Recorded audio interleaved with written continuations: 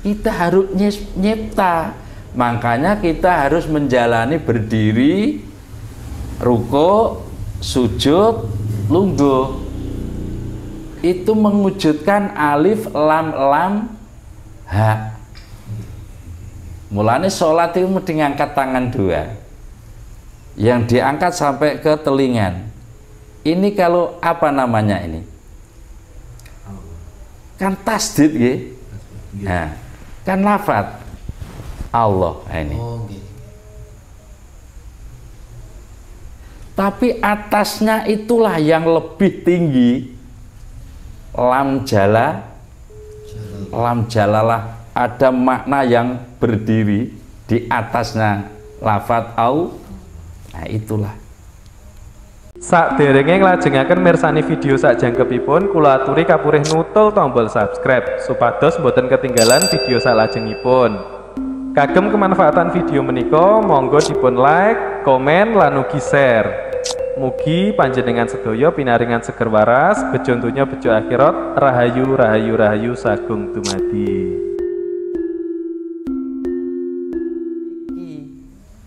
Lah tapi nek adon iki Allah itu di mana?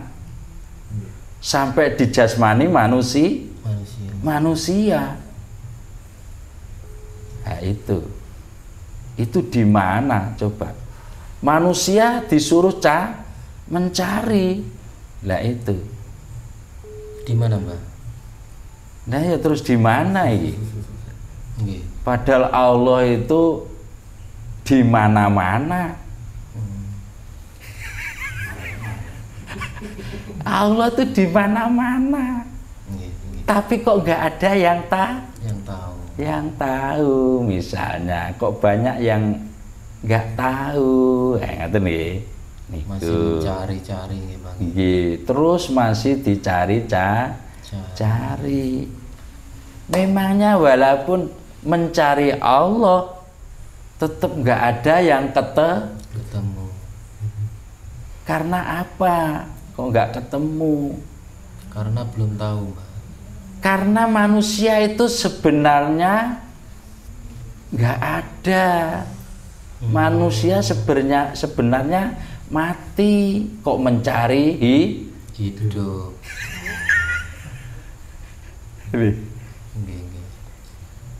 Contohnya ngeten, upamane beras niku nek dimasak dadine napa?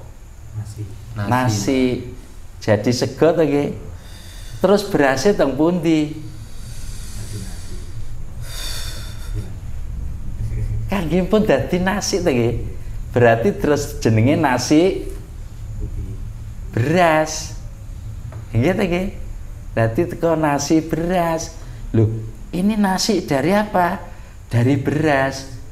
Besok wis dimasak jadi nasi, ya akhirnya nasi beras. Sego beras. Lah asal jagung, sego jagung. Lah jagung bisa dimasak jadi nasi. Malah jenengin sego jagung, nasi jagung.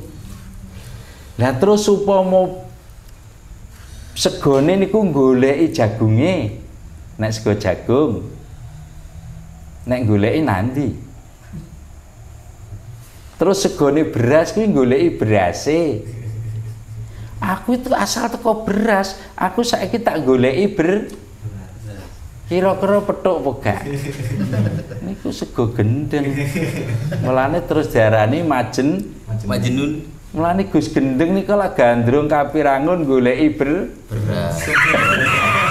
Nggih niku. Ketunyan niku, Mbak.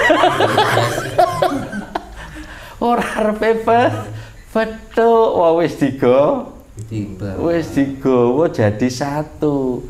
Lah terus Allah kalau sudah jadi wujud manusia, Allahnya di mana? Kita harus nyipta, makanya kita harus menjalani berdiri, ruko, sujud, lungguh. Itu mewujudkan alif lam lam ha. Mulanya sholat itu mesti ngangkat tangan dua, yang diangkat sampai ke telingan. Ini kalau apa namanya ini? Kan tasdid nggih. Nah, kan lafat Allah ini. Oh, nggih. Tapi atasnya itulah yang lebih tinggi. Lam jalalah ada makna yang berdiri di atasnya lafat au. Nah, itulah. Nah, niki Allah niki. Mulane orang salat itu membentuk lafat au Allah. Yo ini Allah. Kalau ingin ketemu Allah, sholatlah berdiri. Terus ruko, terus sujud, terus lungguh. Biar tahu ajaran berdiri, ajaran ruko, ajaran sujud, ajaran lungguh. Nah, niku disyahadati sampai 4 syahadat: syariat, tarekah, hakikat, makrifat. La ghaibnya, inilah ghaib dari Allah. Kalau sudah dikasih tahu dengan guru mursyid, ya akhirnya tahu. Tapi kalau belum diberitahu, ya kita hanya berdiri, ya sudah sholat. Tapi nggak bisa meyakini bahwa sholat kita itu menjadi lafaz Allah. Lah terus dalamnya Allah ada hidup. Lah terus hidupnya Allah yang di dalam jasmani kita itu letaknya di mana? Opo mungkin di hati? Hati juga ada 4 hati. Opo mungkin di nyawa? Ada beberapa kehidupan nyawa. Opo mungkin di sukma? Sukma juga ada 4 sukma. Opo mungkin di rasa?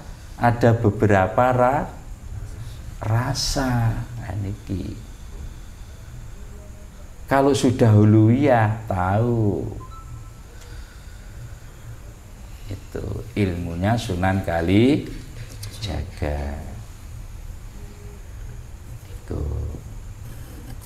sudah huluyah bibi nau sholat.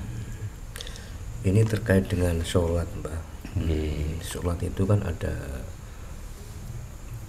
beberapa rakaat, bahkan ada perbedaan, kan ada yang 4 rakaat, 3 rakaat, dan 2 rakaat. Itu hakikatnya bagaimana, Mbak? Itu hakikatnya kalau saya itu secara mudah-mudahan diterima. Ya. Tapi kalau di kitabnya itu nggak sejelas itu, karena di kitab itu masih mengumpulkan. Jadi kalau kita itu saya makna dari kitab qadimnya Allah, yaitu jasmani. Makanya misalnya sholat itu ada sholat duhur. Sholat duhur adalah mencempurnakan mata 2, telinga 2. Setelah itu sholat asyar, menyempurnakan tangan 2, kaki 2. Sholat maghrib 3 rakaat, menyempurnakan bolongan hidung 2, mulutnya 1. Sholat isya 4 rakaat, menyempurnakan kulit, daging, otot, getih. Sholat subuh 2 rakaat, balung kelawan sungsum aja. Itu sudah semua ini sujud ke Allah. Sudah menjalani sholat ke Allah. Lah terus hatinya apa nggak diajak sholat? Berarti hatinya kan belum sholat. Iya. Gitu kan?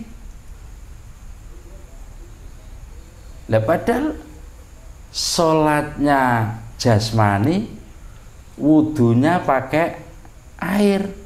yang diwasoh anggau to. Lakunya berdiri, rukuk, sujud, lungguh. Kenapa sholat kok harus berdiri? Karena manusia diasalkan dari ratu api, namanya Nur Khotim, itu dari surga. Makanya berdiri itu jadi atike sholat niku. Nah, terus harus rukuk, karena rukuk manusia dijadikan asal dari ratu angin, itu Abdus Somad. Itu juga dari surga, belum ada dunia, semua dari surga. Terus harus sujud. Nah, karena manusia diasalkan dari ratu air, saruban tohurun, itu juga dari surga. Terus sampai harus duduk, manusia diasalkan dari ratu tanah, itu barbar. Itu mengandung nur semua ratu itu. Nur Khotim, Nur Abdus Somad, Nur Saruban Tauron, Nur Barbar. Sampai Nur Buat, Nur Malaikat, Nur Muhammad, Nurullah. Bisa menjadi wujud sempurna. Berdiri syariat, rukuk toreko, sujud hakikat, duduk makrifat. Makanya syahadatnya juga harus lengkap. Jadi kalau tahu, kita tuh lebih semangat sholat itu. Memang manusia dihidupkan dengan jin hanya untuk bersujud dengan Allah, hanya suruh sholat. Tapi sholat juga ada beberapa sholat dari Kanjeng Nabi. Tapi yang harus dijalani adalah sholat wajib 5 waktu, yang wudunya pakai air. Lah sholatnya hati, mulane sholatnya hati, wudunya pakai sabar. Sabar yang sudah nggak pernah menyesali segala kejadian perjalanan kita, sudah nggak pernah menyesali. Semua itu karena Allah, semua dari Allah. Kenapa kita kok ribut? Kita itu asal dari Allah. Kita kembalikan semua ke Allah. Itulah kita sudah nggak ngotori hati kita. Akhirnya sabar. Itulah jadi kata-kata sabar. Akhirnya menyuceni dari hati kita, dari sifat kenafsuan. Hati kita suceni dengan kesabaran. Lah sabar itu yang sudah enggak kita campuri dengan sifat nafsu. Itu menjadi wudunya, sholatnya hati. Terus lakune sholatnya hati. Menerima ing pandumnya Allah. Jadi kita itu dikasih apapun dengan Allah, kita itu tinggal mensyukuri kenikmatan dari Allah. Terutama dikasih kesempurnaan jasmani, opo kira-kira kita sudah ingat mensyukuri kejasmanian ini? Ini belum ada dunia kok. Masih dunia Allah, belum dunia manusia. Kalau dunia manusia kan wujud ini. Kalau dunianya Allah, jasmani kita ini dunianya Allah. Makanya Allah itu kaya, sugih.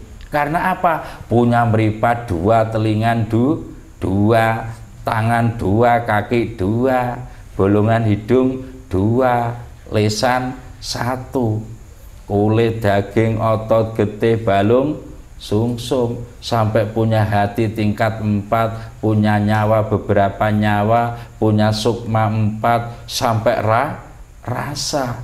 Kurang apa itu Allah? Kaya sudah. Yang miskin kan manusianya, karena nggak mau bersyukur, merasa kurang terus ya, nggak kebak-kebak, masih kurang, nggak cukup, gitu. Coba kalau sudah merasa syukur, alhamdulillah kita diberi wujud kesempurnaan yang sempurna, hidup semua, nggak ada yang nggak hidup. Meripat saya bisa melihat, telingan saya juga dengar, lesan saya juga bisa bunyi, hidung saya masih bernafas, tangan saya juga gerak, suku saya bisa menjangka. Semua hidup kok. Nah, ini.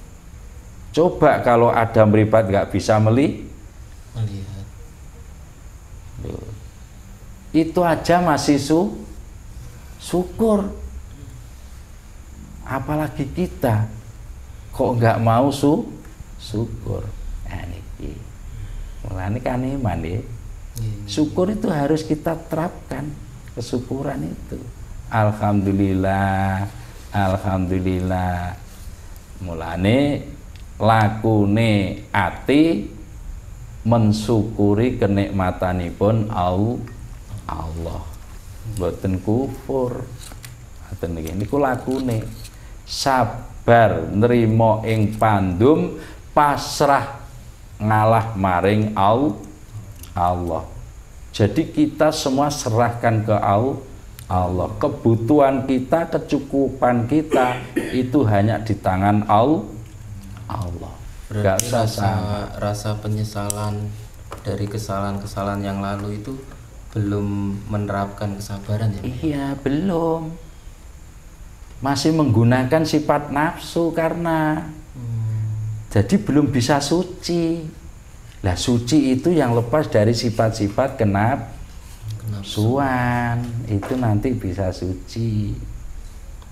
Nah, itu jadi kesucian, jadi wudunya, sholatnya hati. Nah, terus hati prakteknya mensyukuri kenikmatan dari Allah, bahwa kebutuhan manusia, kecukupannya manusia, apapun itu tetap di tangannya Allah. Kalau Allah nggak ridho, ya nggak akan dikasih. Memang Allah belum ridho, tapi walaupun belum ridho kita tetap bersyukur. Nah, hanya itu aja. Jadi nggak bisa diambil lainnya. Yes, pokoknya bersyukur. Kalau siapa yang mau mensyukuri kenikmatan ingsun Allah, pasti akan saya tambah. Tapi kalau ngufuri, azab yang akan diturunkan. Walaupun sudah punya banyak, masih merasa kurang karena kufur. Nah, itu merasa kurang. Itu sholatnya hati. Makanya kita harus menjadi orang yang sabar itu tadi. Nah, itu sholatnya hati. Terus sholatnya nyawa, nyawanya belum sholat. Coba sholatnya nyawa, wudune pakai syukur.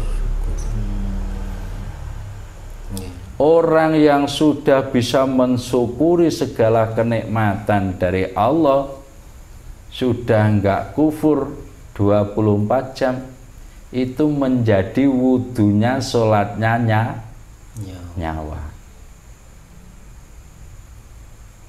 Terus prakteknya nyawa, nah, ini prakteknya sholatnya nyawa adalah eling.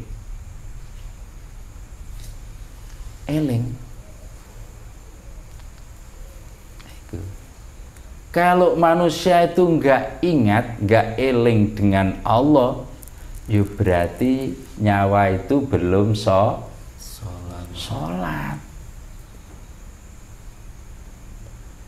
Makanya kita dimanapun harus ingat kepada Allah. Kemanapun kita pergi, dimanapun kita berada, itu harus ingat kepada Allah. Itu tandanya nyawa itu sudah menjalani sholat.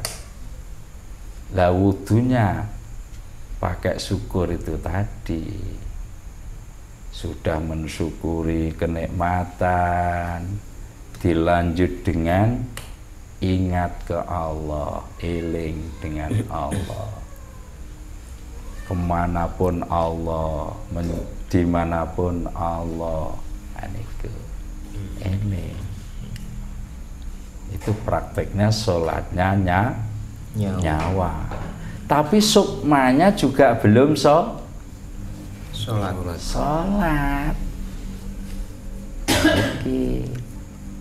Lah terus sholatnya sukma, wudunya pakai apa? Yo pakai eling itu tadi, gilir. Setiap sholatnya hati, jadi wudunya sholatnya nyawa. Sholatnya nyawa, jadi wudunya sholatnya sukma. Lah terus prakteknya sukma. Ini gitu. Jadi kalau sudah kita itu mengingat Allah 24 jam, kok enggak pernah renggang, itu enggak pernah jarak, enggak pernah geseh, itulah menjadi sholatnya, wudunya sholatnya sukma. Terus prakteknya sholatnya sukma apa? Nyipta adanya Allah. Nyipta. Jadi kita harus nyipta adanya Allah. Gak usah dicari kemana-mana. Sambil duduk tapi dicipta. Kalau Allah itu nanti keluar, ya berarti manusia tahu Allah. Kalau Allah belum keluar, sampai mati pun gak akan ketemu. Itu memang kehendak Allah. Jadi dicari kemana-mana, ya gak akan ketemu. Mubadir bagi. Mubadir. Karena yang dicari gak di tempat. Yang cari juga yang dicari. Lagi seperti sego mencari beras. Padahal berasnya sudah dibawa dengan nasi. Manusia mencari Allah, padahal Allah sudah dibawa dengan manusia, kok masih dicari kemana-mana. Ayo nggak akan ketemu. Jadi diingkluk gini. Iya, pandeng ini bawahnya susu kiri ini. Di sini ada hati. Dalamnya hati ada nyawa. Dalamnya nyawa ada sukma. Dalamnya sukma ada rasa. Berarti nyawa itu di dalam hati ya, Pak? Hati yang di dalamnya itu.